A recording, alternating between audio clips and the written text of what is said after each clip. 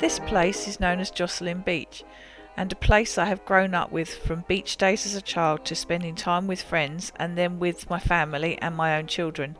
Many a picnic or sea glass hunt or just relaxing day in the sun has been spent here. Many memories made and many memories shared.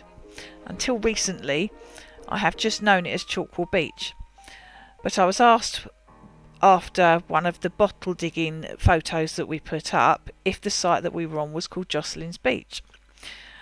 I had heard of Joscelyne Beach but didn't know what part of the beach this referred to, but it ignited my curiosity and I now needed to find out. I very much enjoy local history and have read books by local authors about the local area and was pleased that my search brought me to the book Joscelyne's Beach, which has now been added to my bookshelf. So a little bit about Joscelyne's Beach and how it became known as Joscelyne's Beach. So we learned from a book written by Arthur Joscelyne that in 1909 his father emptied the family's savings and leased a 200-yard stretch of the beach just in front of Chalkwell Station. Arthur, who was only 6 at the time, writes about many happy memories and local life during the 20 years he helped run the stretch of beach, spanning from before the war and during the First World War, and gives a beautiful snapshot into the world that was over a century ago. This beautiful book entitled Joscelyne's Beach, a memoir of Leon C. We learn that from the preface about the author that his father, also called Arthur, bought the lease for a stretch of the beach in 1909. The beach remained in private hands for almost 40 years, until just after the Second World War.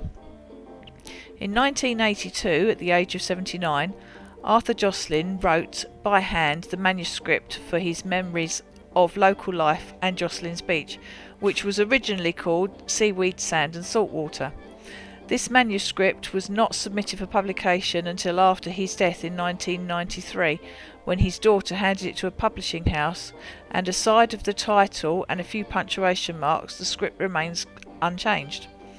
The name was changed to Joscelyne's Beach because the publisher suggested that Seaweed, Sand and Saltwater could be about any beach, and the impeccable detail that this script was of the story of Joscelyne's Beach, it was entitled to that title.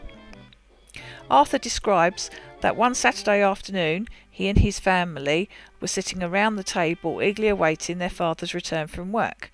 When he came through the door, he said, "Put my dinner back in the oven," tipped out the family savings out of the china jug that was on the mantelpiece, and announced he was going to obtain their very own piece of the beach.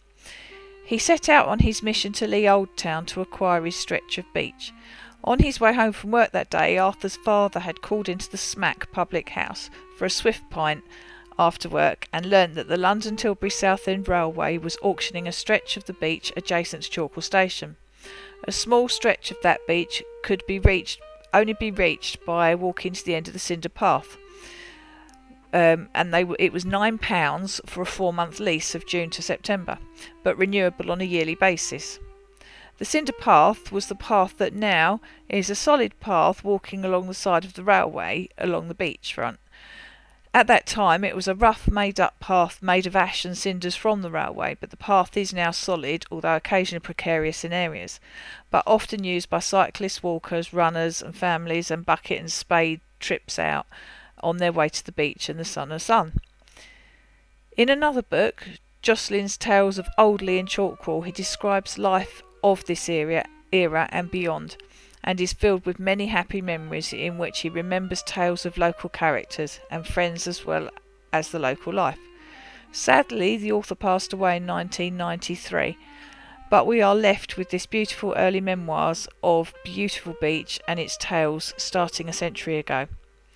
I'll put in the comments section the link to the 2 books on Amazon should you want to buy them, but they're a really good read. I hope you enjoy this. Let's go sea hunting with me and my daughter on Joscelyne's Beach.